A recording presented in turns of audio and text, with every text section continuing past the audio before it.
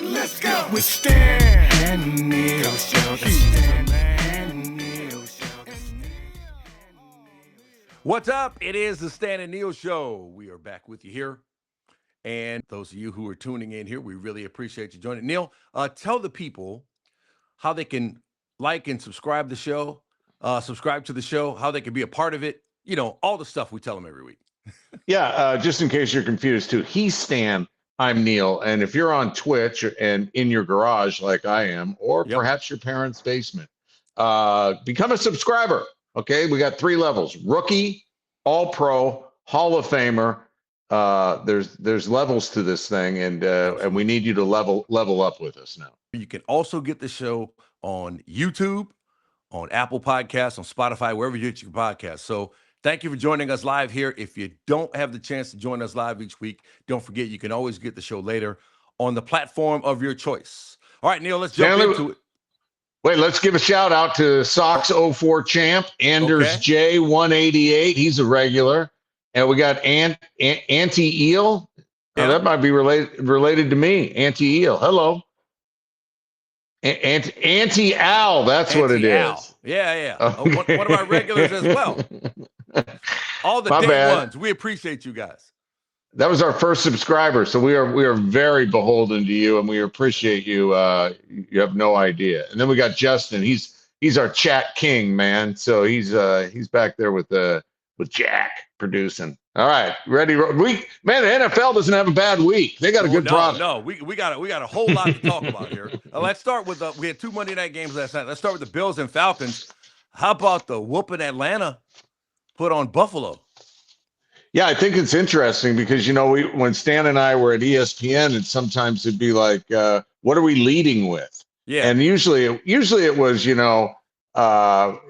wasn't like which football game. It'd be like, are we going to lead with this baseball game or this football game? And we'd always say, hey, man, football's king. But last night with the 2 Monday night games, you got Atlanta putting a whooping on the Bills. So you go, well, that's the lead because the Bills are a Super Bowl favorite. Then you watch that Commanders game and you go, dang, that came down to a walk-off field goal. Right. But I agree with Stan. I think it's the Bills because they've lost 2 in a row now. And, the 3 wins that they had were against teams that, frankly, weren't that good. Bijan Robinson owned them last night. I mean, he looks like the best running back in the NFL next to the kid along with the kid at the Colts, Jonathan Taylor, that 81-yard run. I mean, he worked for that. That wasn't like he just saw daylight and was gone. 170 yards, 19 carries, 68 catching the ball. He was swift as well. DeAndre Swift, who we'll get to in that next game, the most scrimmage yards, 238 by a Falcons running back in a single game in franchise history, Stan. Yeah, Neil, and this is a nightmare for me. You know what I mean? We're doing this podcast, and I'm having to start the show saying good things about the Atlanta Falcons as a Saints fan. I mean, this is terrible. Okay, but I must do my duty. Robinson. I mean, he's a superstar, man. It comforts me to say, at least I get a good feeling. He looks like a young Alvin Kamara. I mean, he really does. His balance, his combination of power and speed. So, at least I get good Alvin Kamara vibes from him. Drake London, another difference maker for them. Yeah. 10 catches for 158 yards. And Michael Penix from UW, slinging the rock, man. They've got a lot of good skill position players in Atlanta. It starts with Robinson, but Algier is their hammer when they need to pick up some tough yards. Algier can get in. And he can get that done. They got Darnell Mooney on the outside. In addition to London, Ray McLeod, he was out. The coach said it was a team decision. So it sounds like it was a disciplinary matter. Which in Atlanta, you can let your mind run wild on what it might have been in Atlanta for a Falcons player. But it sounds like it was disciplinary. But he'll be back. And then they got the tight end, Kyle Pitts. So they got a lot of good players, and they turned the keys over to Penix, and it looks like he can handle the job so far. It's hard to fully trust them because you go back to a 30-0 loss at Carolina earlier this season, and you wonder just what happened there, and are they susceptible to that happening again? But other than that, they've been really, really good. They got a 3-point loss to Tampa Bay, and that bad loss to Carolina. But other than that, it's been all wins. So next week they go to San Francisco. The 49ers have been working magic. Kyle Shanahan's been doing great things with what they have, but they don't have much left now. Make it Kittle back, but Fred Warner gone for the season. That's a body blow to their defense. So we'll see what Atlanta can do on the road in San Francisco. Buffalo, meanwhile, at Carolina. You got to talk Atlanta's defense too. Yeah, they invested in their pass rush. And they really put together a good plan. They had a bye week, and they put together a good plan against Josh Allen. Allen, 15 of 26, 180, 2 touchdowns, but 2 picks as well. Yeah, they brought back their former defensive coordinator and Jeff Ulbrich, who I covered. Stan, he played for the University of Hawaii. All right. So when I lived in Hawaii, he was a linebacker for Hawaii, and he was all dude then. And Atlanta's defense was awful last season, and now they're allowing the fewest total yards going into that game this year. So we get a Hawaii reference in the Atlanta D. Now, your thoughts on Buffalo? I've got some thoughts after you on Buffalo. Yeah, they don't look right. I mean, first of all, their defense, they can't stop the run. And if you go back to the game they played against the Saints put 189 yards on them on the ground, and the Saints were in that game until late. Okay, and then the Patriots go in and beat them in Buffalo, and now this loss. Now, I heard somebody, I believe it was Rich Gannon on Sirius XM, saying great teams don't lose 2 games in a row. They may stumble, but then they rebound and get it together. So now it's 2 in a row for Buffalo. They go to Carolina, a team that's better than people think. They're starting to put it together. They're 3-3 now.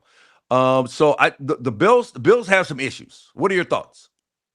Well, I got a friend Langer, and he sent me a text, and he this was his take. Now, remember when Baker Mayfield was in every commercial, pushing every product? Yep. He was playing for the Browns. He'd had a good year, and then the next year they couldn't wait to get rid of him because he had a poor year. They sent him packing. Well, Josh Allen appears to be on my television he's on more than Snoop Dogg right now selling stuff. So this is a distraction. It's a time commitment elsewhere. And even Mahomes with the State Farm's commercial, which I understand are shot at the KC facility. But look at Mahomes this year started rough. Last year got bounced in the Super Bowl. And you know what, Stan, I was thinking, while we're talking about State Farm would be a great sponsor of the Stan and Neil show. So if you are a State Farm agent out there, let's tell the home office that this is an opportunity for you to spread the word. Heck, I've got State Farm. My car rates went up 60%, so I know you've got the money to throw a little sponsorship at the Stan and Neil show. Vice President of Sales, Neil Everett for the Stan and Neil show. Hey, we could put Jake in the triple box. It'd be great. Oh, absolutely. We'll have him on for sure. Yeah. So, he was Josh Allen's got the pistachio commercial, which is very funny, by the way. I saw the pistachio commercial. He's got SoFi, and he's got one other. Because I was watching the game with my wife last night, and we said the same thing. Man, Josh Allen's on every commercial. Right. And so is that taken away from, and plus Buffalo asked him to do everything. They didn't go to Cook at all late in that game, trying to play catch up. I mean, they think Allen is Clark Kent wearing a Bills jersey, and he needs help. And you called the defense out week 1, and they have yet to respond. Yep.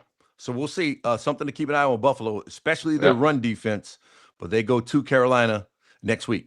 All right, Bears and Commanders. All right, so last year, the Commanders win on that Hail Mary and just completely demoralized the Bears to the point where I saw a video of a Washington player like helping some of the Bears DBs up like, hey, man, it's okay. It happens. And now the Commanders get their hearts broken last night with a late fumble that the Bears cash in for a field goal. So some revenge for Chicago last night. What are your thoughts?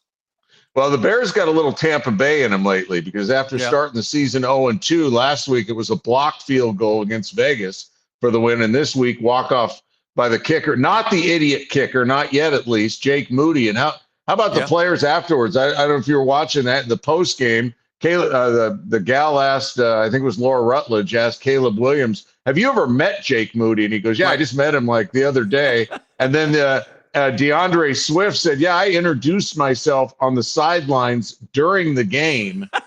and to this guy, he had been cut by the 49ers, and he was just activated. That was his first day of being active on the Bears. He'd been at practice, and he came out and he made 4 or 5, I think, and and then Williams beats Daniels in a game between the former 1-2s, and I think back-to-back Heismans, if my Heisman knowledge is not departing me right now. But that was who would you rather have as your quarterback right now for the future, Williams or Daniels? I'm still going Daniels because of the run component.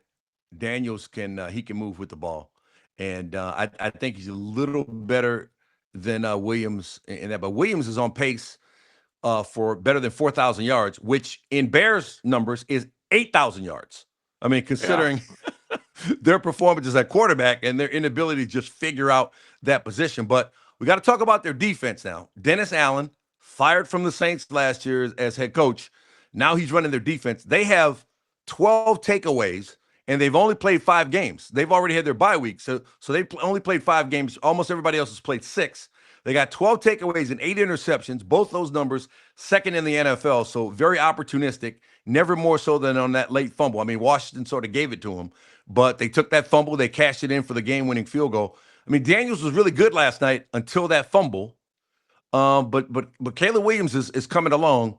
Bears have won 3 in a row, have the fans believing there. Now they head back home, and the Saints are coming in next week. So it's a revenge game for Dennis Allen against the team that fired him, but it's also a revenge game for Spencer Rattler because you remember back at Oklahoma, Caleb Williams took his job. Oh, that's right. Good digging there, bro. Rattler transferred to South Carolina to finish up his career. So revenge game for both of them. We'll see which one prevails, is it Dennis Allen or Spencer Rattler next week. Meanwhile, Washington with the rivalry game at Dallas. So we'll see if the Commanders can get back on track. But boy, that's a heartbreaking way for them to lose because all they had to do was just run out the clock, and they got that one salted away. But it was 25-24, right? Yeah, final score. Yeah. Second week in a row, the Bears have won 25-24. Oh, that's a good dig too. I was thinking that I was wondering, we had Linda Cohn on, and she was the big Taylor Swift fan. So does that make her a DeAndre Swift fan? Life of an NFL running back, because he brought the wood. Okay, he did 14 carries, 108 yards. Right. I mean, I gotta match you on digging up stuff, man. That's for all you Swifties out there. Not so swift though. This Brian Branch guy. Talk to me. Brian Branch, the Lions defensive back, suspended for roughing up Juju Smith-Schuster, does plan to appeal. But if the suspension holds up, he would miss Monday night's game against the Bucs, which is a very important early season game for the Lions because they figure to be in the mix for the Bucs with the Bucs on top of the NFC when it's all said and done. So they need him. He's a really good player, but not a really good move at the end of that game. But he said that he felt like he was getting bullied in between plays, and nobody was noticing it. Nobody was calling it. And Smith-Schuster was getting at him. I saw a couple of highlights where there was some extracurriculars after plays, but you can't do that after the game when everybody's kind of shaking hands and milling together and everything, and all of a sudden you smack a guy and put your team in a bad situation. It's inexcusable. I think he should get more than 1 game. Wow. I think absolutely. The guy's been fined, I read, 13 times since coming into the league in 2013, 3 times this season. I mean, you can't go and. I mean, I just think there's got to be I say 3 games. Let him argue it down. Come on. Yeah, I mean, you can't go and. I mean, what's if I had a real beef with a guy, I'd be like, you know what, this is only going to cost me 1 game. I'm gonna go smack this dude. I don't know.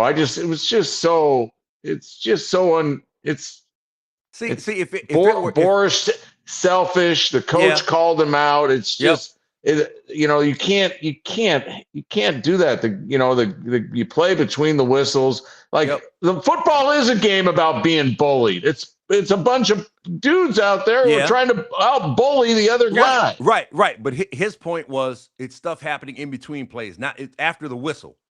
And he's not getting any calls when people hit him after the whistle. So he decided to take it into his own hand. Yeah. And, I think he's frustrated by the loss and everything. I thought a fine would have been enough, but I wasn't fully aware of the history that you just pointed out. Now that you mentioned that, okay, yeah, maybe he does need a suspension as a wake-up call, but I'm not going beyond one game because you don't want to unduly affect the product on the field, and they need him. Their defense is already banged up enough. They really need him. But he affects the image of the league on the field, and that's what the league is most concerned about is the logo and the image. Yeah. The shield always comes first. So we'll see if the appeal holds up or if he has to miss that game. Now, as for that game, the Chiefs, man, they were really desperate, backs against the wall at home, 2-3. They have very little margin for error, and they come out and they play almost a perfect game. No penalties at all. No penalties and no turnovers. And Mahomes, 22 of 30, 257, 3 touchdowns, no picks, quarterback rating of 132.2. So, I'm a big believer in coach and quarterback in the NFL, and the Chiefs have Andy Reid and Patrick Mahomes, and you just have to feel like they're going to figure it out. Even when things get a little dicey, they're going to figure it out. Yeah, Mahomes was vintage, Stan. The threw for 3, ran for another. Chiefs punted one time. He didn't go deep, but one time. I mean, he just dissected him like a surgeon. The Lions defense was a no-show, allowing a season worst 355 yards. They looked like they did in week 1 against Green Bay. Didn't force a turnover. Last time they didn't force a turnover in a game was week 1 against Green Bay. But here's a question for you. Mahomes, he had his 4th rushing touchdown of the season. That leads the team and matches his career high. And they're only in the 6th game. Are they playing with fire, Scarecrow, by having Mahomes run the ball that much, or Mahomes running the ball that much? Well, I think Andy Reid put so much pressure on teams in the red zone. Like the Chiefs have probably one of the most creative red zone schemes in the NFL. I mean, it's clear that they put the work into it. They have all those pick rub plays that they can run, the shovel passes to Kelsey. They have those motion plays like they use in the Super Bowl where Mahomes sends a guy in motion to see if they're in man or zone, and then based on whether they're in man or zone, he's able to execute. I mean, they really have a nice red zone package. And so the frustrating part about it is that you cover all that, and they still have a guy in Mahomes who's mobile enough to get there. Now, running's not his calling card. He's not Lamar Jackson. He's not Josh Allen, but he can do it when he needs to do it, And so I think, it's a part of the package. And and he's smart enough to see, hey man, it's not there in terms of passing it. So I'm just going to run it in myself. And I don't remember him taking any really big hits. I mean, he gets in, scores, and then that's it. I think he does a good job of protecting himself when he runs, either getting down or getting out of bounds.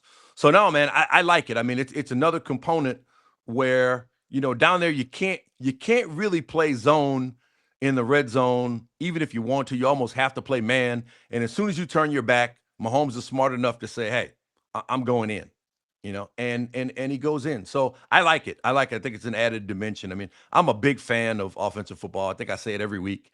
I'm a big fan of offensive football. And because of that, I just really like Mahomes and Andy Reid, watching the way they put it all together. I mean, they got a maestro for a coach and a guy who can execute the scheme, but then when it comes to improv, he's probably the best in the NFL at that. So when you have a guy who can really draw it up and a guy who can make it happen when it breaks down, I mean, look, the Chiefs aren't done, man. I mean, the AFC West, it's tight. Yeah. Some good teams there, but the Chiefs are far from done. And they're going to get Rashee Rice back, and he might be their best receiver. But in the meantime, they've been able to work Hollywood Brown in. They've worked Worthy into a big part of what they do. And who am I forgetting? Hollywood Brown. And Juju Smith-Schuster. So those guys have carried the load while Rice has been out. They're going to get him back. And then Thornton. I mean, the Chiefs look like they could be ready to make a run. By the way, Steve from Maine says throw Branch out for the season. Auntie Al, he cried about being bullied in the NFL with a ha-ha. But Riley 247, he's from Detroit, and he caught on to the fact that the Chiefs weren't penalized the whole game, and that rubs him the wrong way. Well, I mean, look, if you don't commit penalties, they shouldn't throw a flag just to throw a flag. I mean, well, we saw Schuster block Branch in the back on at least one of the plays that they showed that was to his point that he was being bullied or not getting the calls that he thought he should get. I'm going to go back to what you used to say on SportsCenter. Was that a penalty? Did they call it? If they didn't call it, it wasn't a penalty. There you go. There you go. So, I mean, hey, you can't blame for what they didn't call.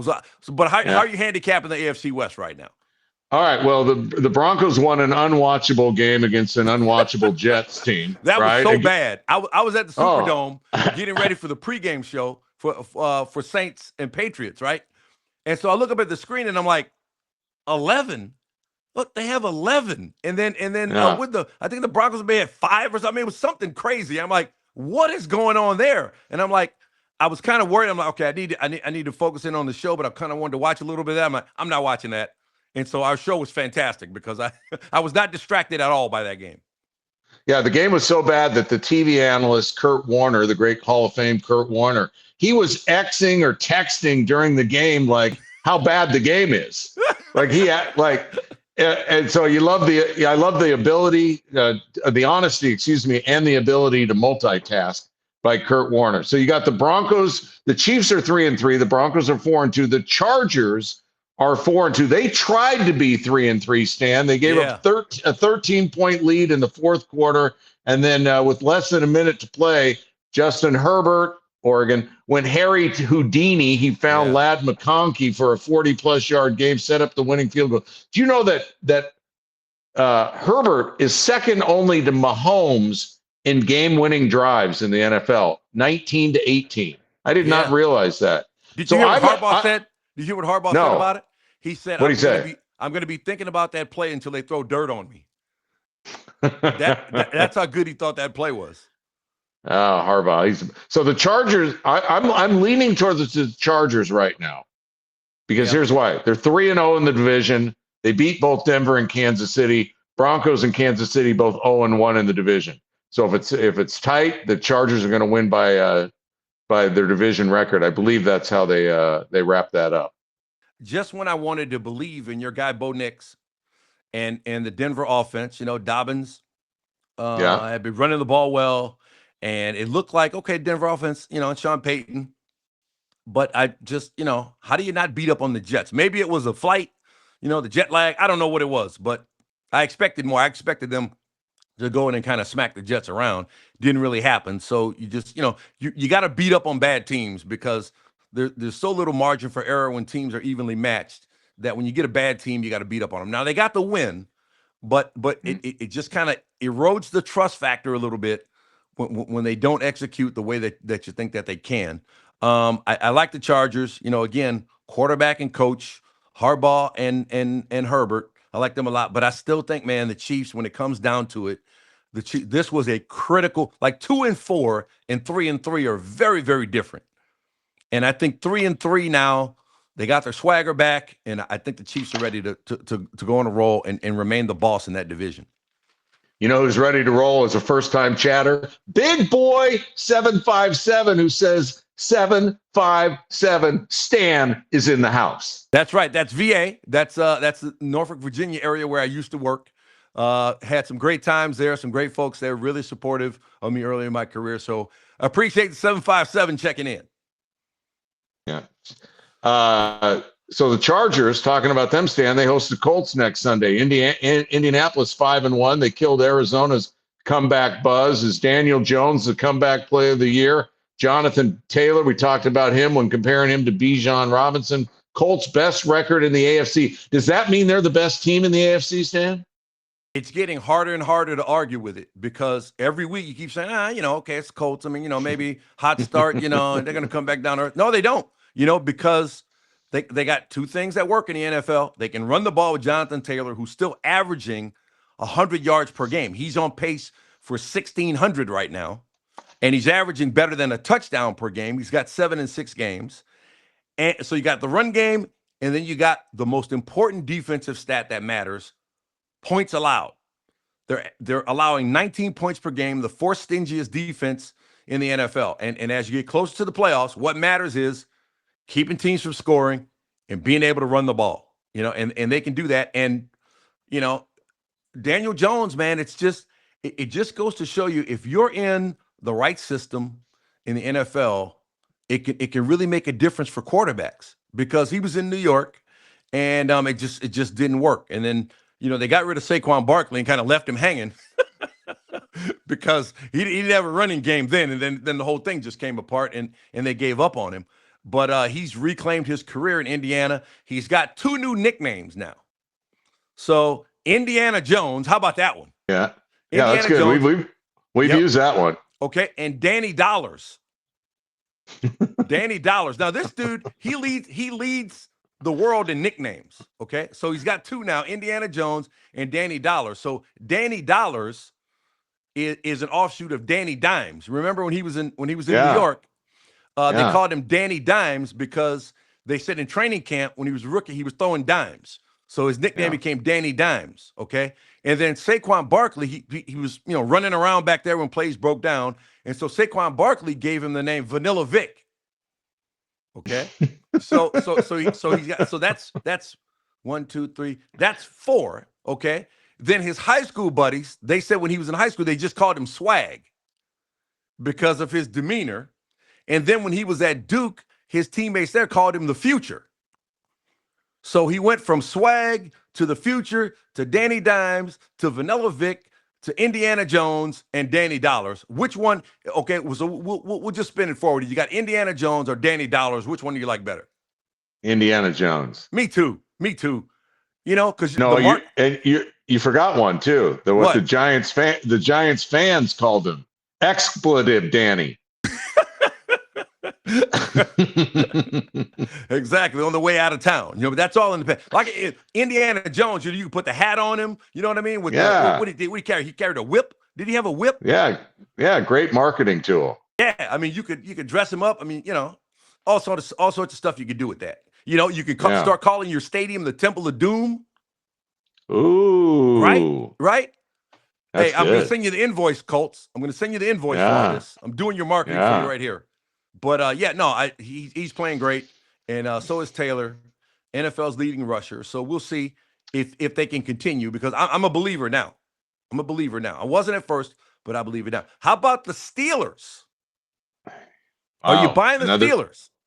Another beautiful day in the neighborhood for Mr. Rogers. And now, granted, it came against the Browns, whose defense plays lights out, but eventually, they're carrying such a load. They're bound to. It was 9-3 at half. I mean, the defense was keeping the Browns in it, and then Rodgers took over in the second half. He owns the Browns. 4 games against them. He's undefeated, 11 touchdowns, no picks. One of those super high QB ratings that means he's really good against whoever the rating's against, and in this case, it's the Browns. Yeah, I saw Shedeur Sanders when they asked about being the 3rd string quarterback. He said, "Hey, man, my job was to get the defense ready. It looks like I've been doing a pretty good job of that because they come out ready to play every week." That was funny. Dylan Gabriel, man, it was rough. Got sacked 6 times. Didn't manage a touchdown.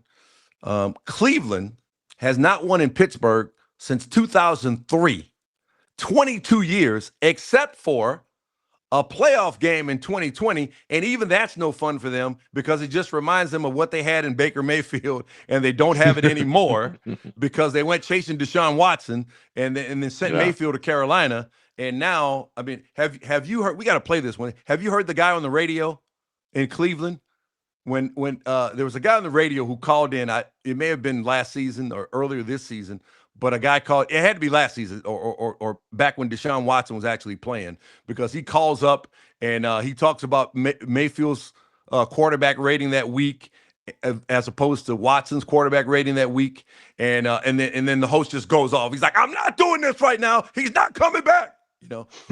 So Cleveland, I wonder how long they're going to go before they just find out about Shedeur Sanders. What do you think? I wonder how long we're going to go where we don't mention Shedeur Sanders on our show. That's what I wonder. We managed not to have the Cowboys in this rundown. Yeah. So that's a win. Okay. That's a win because they're irrelevant. Yeah. And he's the most talked about third string, second string, fifth round choice in the history of the NFL. Yeah. Gabriel started one game, and you're asking the question, 2 how games long now. are they going to? No, 2 he games now. started. Did he start? No, I think wasn't that his first start, but he replaced Flacco in the other game. The Vikings Or game. did Didn't he start the Vikings game? I thought he replaced Flacco, but you could be right. Okay. You've All got right. a All better right. memory than me. All Listen, right. you know, Either way, Dylan Gabriel looked like a backup quarterback. Yeah. Yeah. And I think Shedeur Sanders is going to look like a backup quarterback. But I mean, because that's what they are. But I just think if this continues, if he doesn't get better quickly, I think everybody involved is going to want to see what Shedeur Sanders can do, because there's going to be very little why not left. Yeah, that's fair. That's fair. And you have to wonder if the guys on the defense start to say, "Hey, look, man, give us a chance here. We're busting our butts every week. Give us a chance. Let's see what Shedeur can do." Now, I don't know what their locker room is like. I don't know if the locker room's behind Gabriel, or if the locker room wants to see Sanders, but it's something to watch, because clearly, like, offensively, they just don't have any answers. And I mean, Stefanski, I mean, he was off to, a pretty good start Cleveland wise. You know what I mean? The last couple of years, but like now it's like, okay, maybe this just, the Deshaun Watson thing, I think, really kind of set them back, because now they're in, they're really in a bad cap situation. And quarterback hell. Yeah, he sounds like Watson. In the shadows, it sounds like he doesn't think he's done. And I don't know if he's done in Cleveland, or I don't know. But their quarterback situation is a mess. But we were on the Steelers. What if the Cleveland defense in the locker room starts screaming for Bailey Zappi? You think they'll go that way? I mean, hey, they could. I mean, what could it hurt? You know what I mean? Like, their offense it's in a bad situation. But how about the way things have fallen for the Steelers? I mean, we're talking about the Browns situation. The Bengals lose Joe Burrow until probably December, if he comes back at all. Okay, and then who are we missing? Oh, the Ravens. The Ravens and all their associated issues. So Pittsburgh, Pittsburgh's just in a don't screw it up situation right now.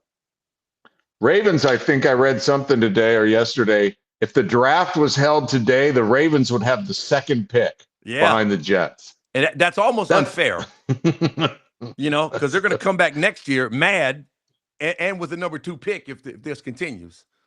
But John Harbaugh says they're not done. He says Roquan Smith is getting ready to come back. Lamar Smith getting ready to come back. So, those are the key guys on offense and defense who make it happen for them. So we'll see. I mean, look, if they sneak in with a wild card and they're healthy, you betting against them? No, they got to go on a hell of a run, though, because what are they, 1-5 right now? Yeah. I mean, not a lot of margin for error left, but they get their guys back, go on a run, and I mean, sneak in with a wild card. 10-6. I'm also 10-7. May get you in with a wild card. You get in with a wild card. I'm not going against them at that point. No, they got some good. Hey, by the way, we were talking Steelers, and 803 Dollop said, or what is that? Doll something like D or Doll LAPD maybe. How about them Steelers? Here we go. Shout out DK in Mount Washington. And Steve from Maine isn't buying the whole Ravens thing. He says maybe John can work for Jim after this year. That's a cold shot there, I think John Harbaugh, he's probably bought enough goodwill. He's won a Super Bowl, and they've been contenders for the last several years. I don't think they got a quick hook with him. And the injuries, even if they were thinking that way and the fans get a little restless, I think the injuries have kind of bailed him out, because Lamar Jackson, there's just no way you can replicate what he does with your backup, unless you got Josh Allen or somebody backing him up. It's just hard to replicate. I mean, there's next man up, but the next man up can't be Lamar Jackson. And so that whole thing is built around his ability, and it's just not going to work without him. So he comes back. Roquan Smith comes back. They get a little healthier. I mean, they got too many guys. We'll be the rest of the show if we name all the injuries on defense, but I think Roquan Smith is the big one. They come back, and then I think they could get back together. Mike Tomlin doesn't really call out other people by name much, but he called out the Browns on making the trade to the Bengals for Joe Flacco, because it's within the division. Tomlin obviously invested in everybody staying bad, and so he didn't really like the trade within the division of the Browns sending Flacco to the Bengals. Because look, Flacco, if you protect him, he could still sling it. You know what I mean? And the Bengals could put it together. So he wasn't a big fan of that. But the Steelers, man, it looks like they got a smooth sail to the playoffs if they just keep doing what they need to do. Would Mike Tomlin say the game is decided by, what was the thing he always used to say that Tomlin said? It used to crack. No, these young men are going to be evaluated by how they perform inside stadiums. When he talks about, we had a good week of practice, but practice is practice. Ultimately, these young men will be judged on. No, these young men will be evaluated on how they perform inside stadiums. I love it. So love it. If the Steelers perform inside stadiums the rest of the way, they'll be okay. Let's go to the NFC now. How about the Bucs? We keep saying this is not sustainable. Baker Mayfield can't keep doing this week after week, and they keep doing it week after week. And right now, I think he's the MVP. Oh, yeah. He was the MVP last week. He's the MVP this week, because this week he beat San Francisco at San Francisco, a 4-1 team at the time. Granted, beat up. Everybody's got everybody. But Tampa Bay came in there with no Evans, no Godwin, no McMillan, no Egbuka for the second half. No problem. That Tez Johnson catch made all the highlight reels. But what preceded that, it was a 3rd and 14 or something, and Mayfield scrambled, and that was the scramble was a top play. I mean, it's like I read some stat where he had like a 2.3% chance of getting the first down after the first guy hit him or blew on him, or one of these stats, whatever it was. But it's the first Buck win by more than 3 points. Bucs are 5-1. They're for real. Todd Bowles is a defensive coach, and he's got like a guy who's got a defensive mentality at quarterback, is just a badass right now. Exactly. I mean, you have a quarterback who's a football player, and nothing riles up the rest of the team like a quarterback who's a football player. When they see him scramble like that, it not only fires up the offensive guys, it fires up the defensive guys. And he's just got that it. We talked about quarterbacks a lot, since we've been doing this show, 11 shows in. And, I keep saying, like, you don't know if a guy has that it. It's the most elusive evaluation situation in sports, I believe, is when you draft a quarterback or you sign a quarterback. Can this guy do it when the lights are bright, when there's 300-pound men coming after him, trying to do harm to him? Can he process what he's seeing in 2.5 seconds and then execute it? I mean, it's a very, very unique skill, very hard to do. And you don't know if a guy can do it until he's in there doing it. And Baker Mayfield has that it, and then when a play breaks down, he's got the moxie to just put his head down and run. He's got the elusiveness and enough speed to make things happen. I mean, I really like what they have going on with him. I'll tell you, when the Saints were looking for a quarterback and they were in the whole Deshaun Watson deal, I really wanted them to get Baker Mayfield. I saw him at Oklahoma. I was a studio host for the Sugar Bowl when they played in New Orleans. I think it was his last game. And he was fantastic in that game. And I interviewed him after that game. I'm like, man, I like this guy. I hope he can find his way to New Orleans at some point. But he went number 1 overall, and the Saints were in a position to get him. But when he became available, even after the Browns gave up on him to chase Deshaun Watson, I really think the Saints could use him. But anyway, that's my own personal agenda there. But now he's in Tampa Bay in the division. And Saints still have to play the Bucs twice. I'm not looking forward to either one of them. Hopefully they can make it a game because they've been able to stay in games. But right now, Baker Mayfield looking like the MVP in the NFL, and the Bucs looking like maybe the team to beat in the NFC. Yeah, right now they are. I mean, I think the 49ers have the edge in their division. They're all 4-2 with the Rams and Seahawks. I picked the Lions to go. Yeah. Yeah. I'm talking. Yeah, I mean, you're saying the Bucs are the best team in the NFC. Oh, in the NFC, right, yeah. Yeah, and I'm saying the 49ers are the best team in the NFC West. Okay, Who they I just stand beat. corrected. Yeah. I like the Lions, which I believe are in the whatever they're in. North, yeah. Yeah. I like the Lions, although they didn't look good against in this game against the Chiefs. So yeah, I mean, you got some solid teams, and if you don't talk the Bucs as one of them, then you're not a Mayfield believer. And if you're not a Mayfield believer, you haven't been watching what Mayfield and the Bucs have been doing, because there's no reason not to believe in them with the comeback wins, and then this win over a good 49er team, granted beat up, but in San Francisco. Lions and Bucs coming up. That's going to be a bit of a sort them out game in the NFC. Still early, but we're going to learn some things from that game. You mentioned NFC West, so Niners. I mean, I just think the injuries it's just too much. I think it's just too much, and I think advantage Rams now in the NFC West. What are you thinking? No, I advantage Seahawks if you're going to count the 49ers out. Yeah, I like Seattle too. I like Seattle over the Rams. I like San Francisco. It's still, listen, we're 1/3 of the way through the season, so if guys get healthy, it's it's anybody's game. We got tight races, which is great. That's what what you want. Yeah, it's pretty wide open at this point. But you hate to see injuries be the determining factor, because I'd like to see all these teams at full strength and let them go at it. But it's just a reality of life in the NFL is that you're going to have injuries, and that's why depth matters. And as we said last week, depth, it's a great thing until you have to use it. And so many teams are having to use it right now. How about the Patriots? How about them? What? I'm buying the Patriots. Here's the thing. Yeah. 9 years back east, all I heard about was the Patriots. I'm not talking about. They had Tom Brady and Belichick. Come on. I'm not talking about the Patriots. All right. The Patriot way. Vrabel's a very good coach. The Patriots are good. I don't want to talk about him. No, okay, I'll talk about him. Drake May's the real deal, man. Drake May is the real deal. I mean, he will stand in the pocket under duress and deliver. And we've seen it a bunch of times. He can roll out and make plays.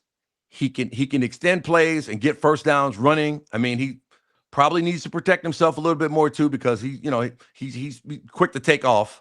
And he'll run in the middle of the field and take some hits. But he's got that it that you can't really describe until you see it. I was talking to Scott Shanley, who's our analyst on the Saints pregame show in New Orleans, and he said, you kind of look at him and you want to think Mitchell Trubisky because he's a North Carolina guy. You think, okay, is this Trubisky all over again? Trubisky had that flash early in his career, but I think Drake May is the real deal, and I think he's got a hookup with Diggs that really works, and Diggs is out to prove that he's still got it. And then Kayshon Boutte, who was highly thought of coming out of LSU a few years ago, but took him a while to get it together. He had a great game.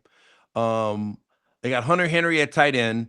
They got a good run defense. Need to shore up the pass defense a little bit, but Drake May, I think, is a keeper, and I think the Patriots really have something going. I mean, they're 4-2 now, and Buffalo has been ruling that division.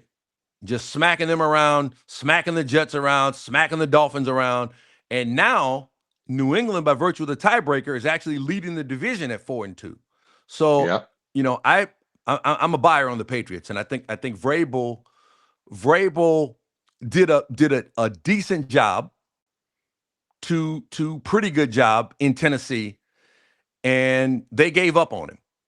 And I think he's got a lot to prove that he's a better coach, that he's not the kind of coach that you fire. He's the kind of coach that moves on when he's ready to move on. And I think that Tennessee experience kind of got under his skin a little bit. And I think he's got a lot to prove there. And, the whole Patriot way, that whole thing, I mean, he's bringing that with him to that organization, brought Josh McDaniels back to be the offensive coordinator to try to put the band back together, this time with Vrabel leading the way. And I'm not saying that May is anything like Tom Brady at this point because I think he's got a very different skill set. But I think they have their answer at quarterback. Didn't work out with Mac Jones after he did pretty well early on, but I think they found their quarterback. They got their coach, and I can't wait to see that second New England Buffalo game because I think that's going to be really good. Please never say Patriot way again. Hey, they had a lot of success for a long time, and some of the guys who were involved are back now, and they got the quarterback figured out. All right, Brian Callahan, speaking of Tennessee coaching situations, Brian Callahan fired in Tennessee. So, Neil, check this out. The last 4 teams that drafted a quarterback number 1 overall all had their coach fired in that quarterback's first season.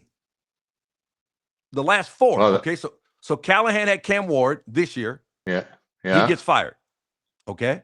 Last year, Matt Eberflus had Caleb Williams in Chicago. He got fired. 2023, Frank Reich in Carolina. He had Bryce Young. He got fired. And then Urban Meyer in 2021, he had Trevor Lawrence, and he got fired. Okay. And all of those quarterbacks are doing much better than they were before. So it's just, what does that tell you?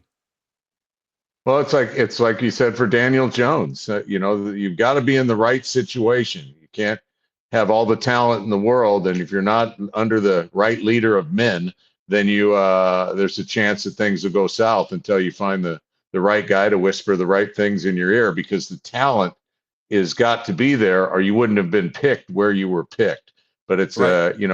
It's like Butch Cassidy and the Sundance Kid. It's not just Butch Cassidy. You got to have the right guy leading you, and now Tennessee's handing the reins over to McCoy, right? Who used to be the coach at the Chargers, and I think he made the playoffs one year, but I believe he was like 10 games under 10 games under 500. So who knows if that's the right.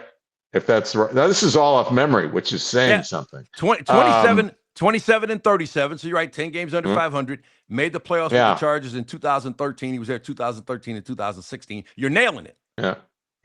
And that's probably all we need to say about the Titans, because they've got one win, and they're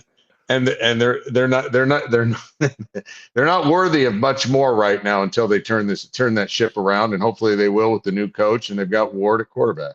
But I mean, and for Ward, you look at that trend. I mean, none of these coaches. Let's see.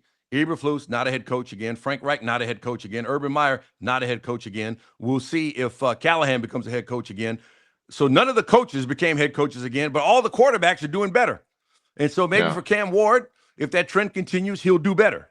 So we'll see. But they're going to give McCoy every chance to keep the main job if he can get the job done, turn it around. Meanwhile, in college, James Franklin fired at Penn State. He lost 3 in a row. And, I said this after the UCLA loss.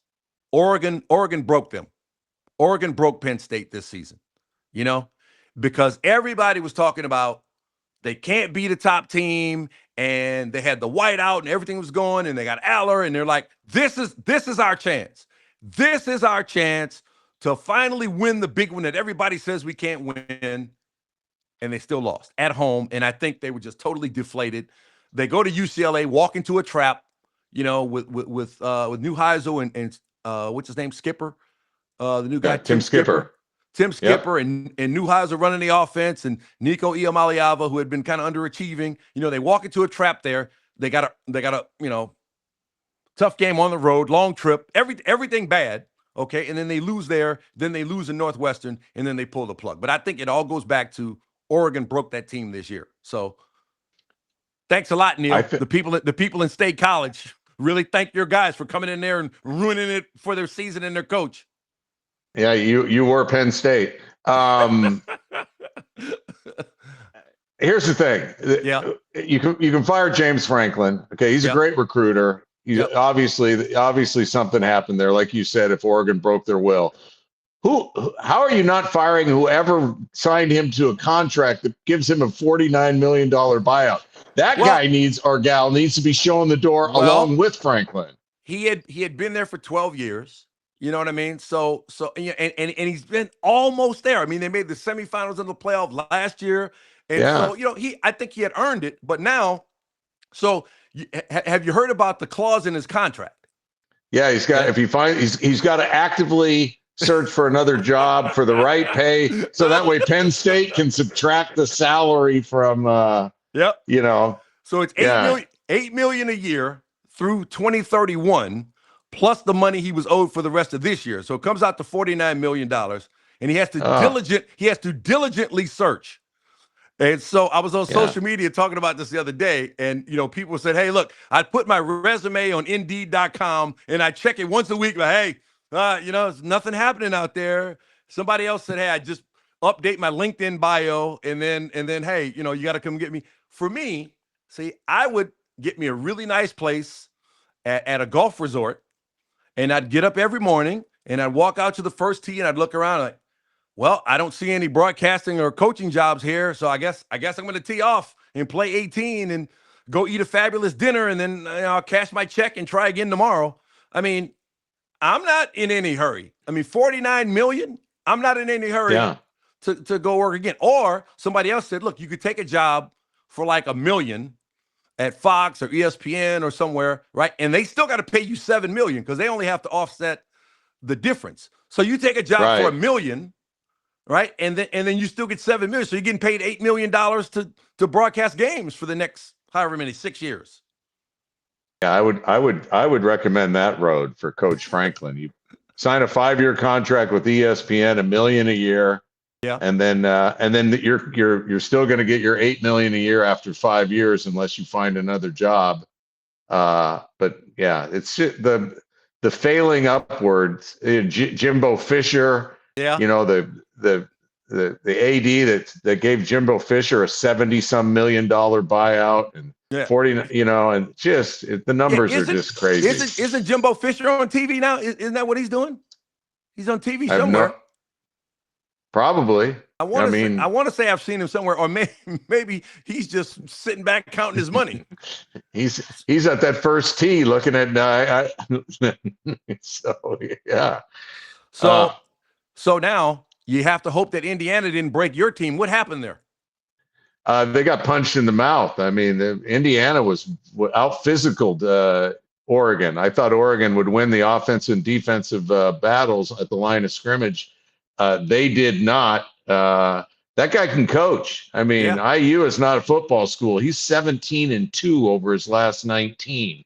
This thing's shaping up, that conference, to have Ohio State and Indiana play in the title game if everybody wins out. And IU has Michigan State, UCLA at home, Maryland on the road. You were Penn State on the road, Wisconsin, and at Purdue. So they got no Ohio State until the conference title game. And Ohio State looks like nobody's going to beat them right now. Yeah. With the way their defense is playing. So it's I know Paul Feinbaum wouldn't be happy about that. He keeps going after Cignetti, Coach Cignetti. But yeah, Oregon, they had the yellow out, or their version of the yellow out. Game Day was there, CBS Sports was there, and that early on they went for it in their own territory on like 4th and a half yard and didn't get it. And all of a sudden I sat up in my chair and I was like, ooh, who is this Indiana team? Because frankly, I thought Oregon was going to have their way with them. I couldn't have been more wrong. So hats off to Coach Cignetti and Indiana. Oregon will be back. Oregon's got Oregon's got some tough games later. They got USC at Autzen. They're at Washington. They're at Iowa. So, but I'm all in on the Ducks still. Yeah. And Cignetti didn't have to worry about Feinbaum. He's going to be out for the Senate soon. So yeah. But no, Cignetti, I like his swag, man. You know what I mean? And I think players respond to it. They asked him about his recruiting philosophy, and he said, "Hey, man, I win. Google me." I think he leader of men, and he's got that swag that, like, I think young men respond to that. You know what I mean? They want to go out there feeling like they got the S on their chest and they're ready to win. And, people kind of thought it was a little fluky last year, when Indiana had a great season last year, made the college football playoff, right? Last year. Oh yeah, Yeah, and yeah. people are like they shouldn't be in, and then they got dusted, but they were they're right back there. Heck, they're third ranked behind Ohio State and Miami right now. Yeah, and it looks like it's for real, and that's gonna help recruiting as well when you win.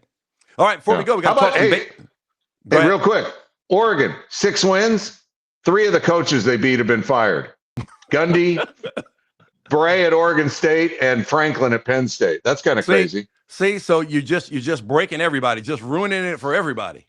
Yeah. Well, let's get the Rutgers coach fired this week. All right. How about the Mariners, man? The Mariners looking like a team of destiny right now. I mean, did you watch that game? What was that? Saturday night? Yeah. Or Friday night? Of course I watched Friday it. night. No, Friday night. That's the best baseball game I've seen in maybe ever. I mean, that was a spectacular game, man. It really was. Yeah, 15 innings. I grew up in the state of Washington, full disclosure, but what's considered the other Washington for those on the western side of Washington. So I've always had a soft spot for the M's. Not like I'm going to lose any sleep over their wins and losses when I was younger. I mean, 0-1, they had the Yankees, they had the best record, the Mariners, they had Griffey, they had Johnson, they had Edgar. 116 wins, if I remember correctly. And yeah, they didn't get it. They didn't get it done, but they're hard not to root for right now. Yeah, I'm really into the Mariners. You know why I'm really into the Mariners, Stan? Yeah. Because the biggest baseball fan I know and a guy I love to death, my Uncle Bill. And Uncle Bill, I've called what's up, Uncle Bill? Yeah, and he is a huge Mariners fan. And for him, his nephew, my cousin Ben Jacobs, he wrote me texted me after they advanced and said, come hell or high water, if they make the World Series, we got to get Uncle Bill to a game. So absolutely. I'm pulling for the Mariners and Uncle Bill. I'll chip in on Uncle Bill's travel fees. All right, because Uncle Bill's been rolling with us. I remember you mentioning Uncle Bill when we first started doing Sports Center. Because Uncle Bill's a NASCAR fan too, right?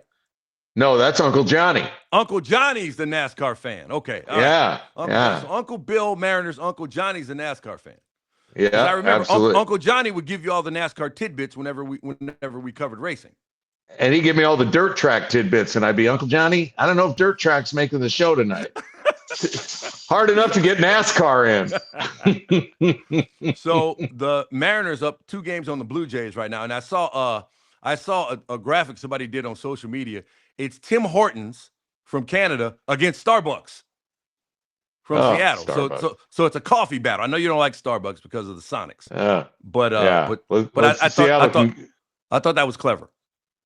Let's go see against Pike's Place. How about that? Okay, against Pike's Place. All right, cool. Yeah. All right, and then we also got the Dodgers and the Brewers. Dodgers took game 1. Blake Snell, unbelievable in game 1.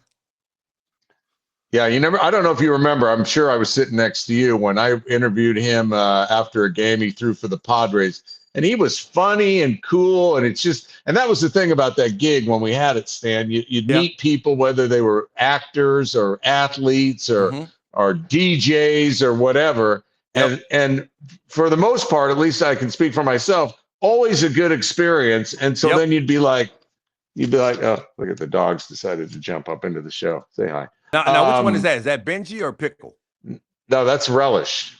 Pickle's at my feet asleep, and Relish wants to get on the show. But Blake Snell was unbelievable last night, and then it looked like, boy, the Dodgers are going to blow this with 3 walks and a double, and Sasaki get him out. And they brought in Tiernan or Trinan or whatever his name. Trinan.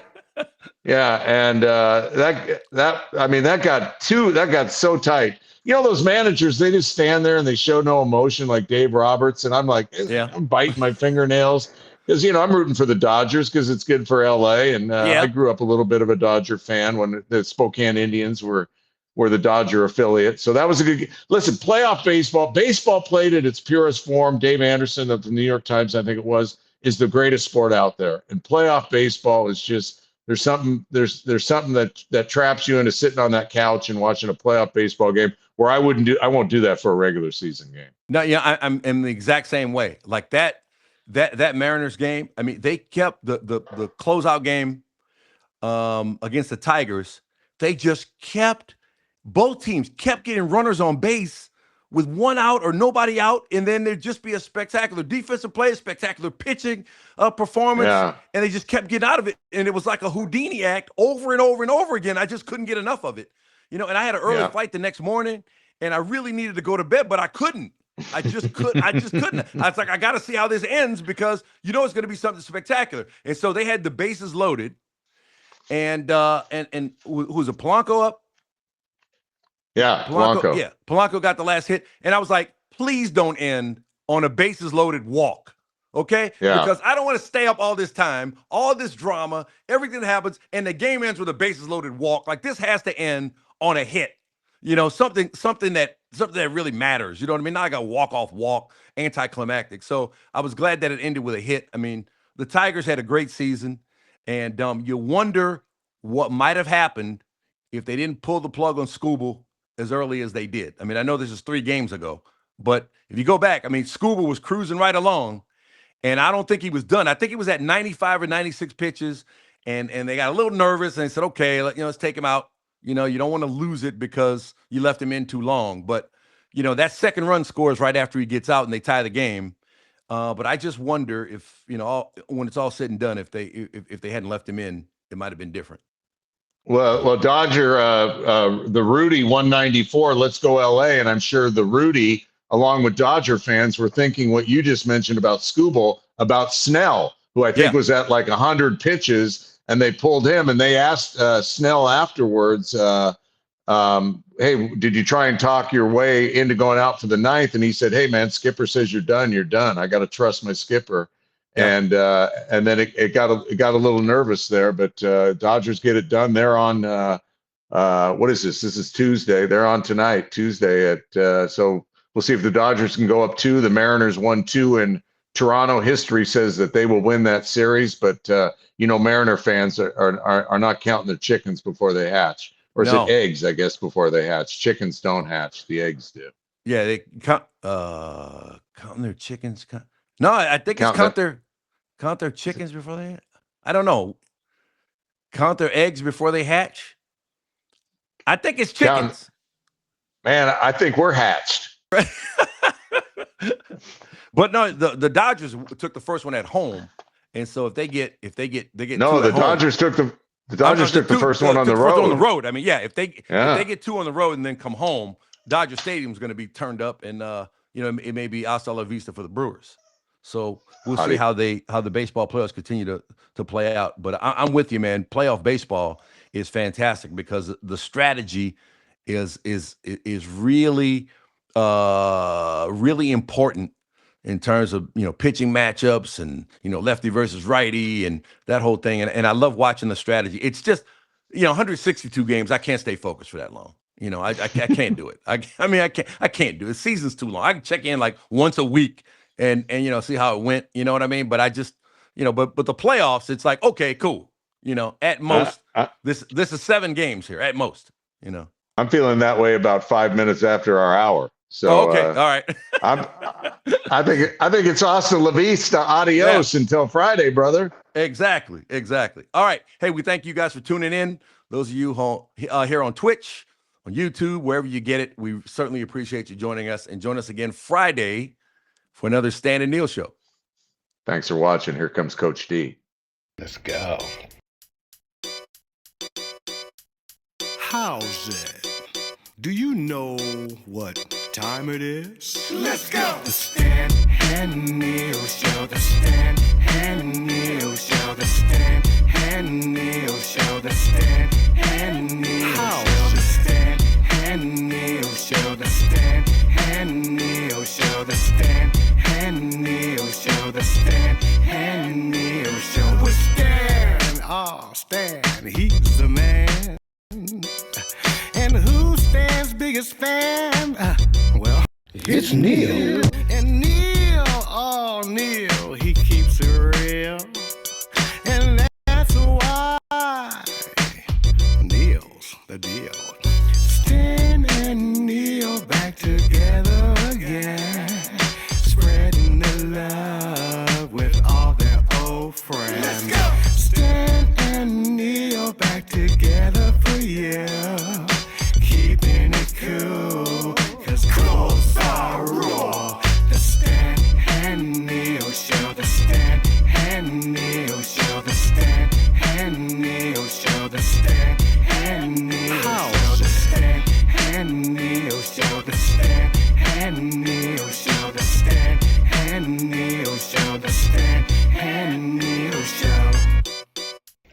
Yeah. All right, let me hear it all back. See what we got so far. So, shout out to Coach D for the jingle, the Stan and Neil jingle.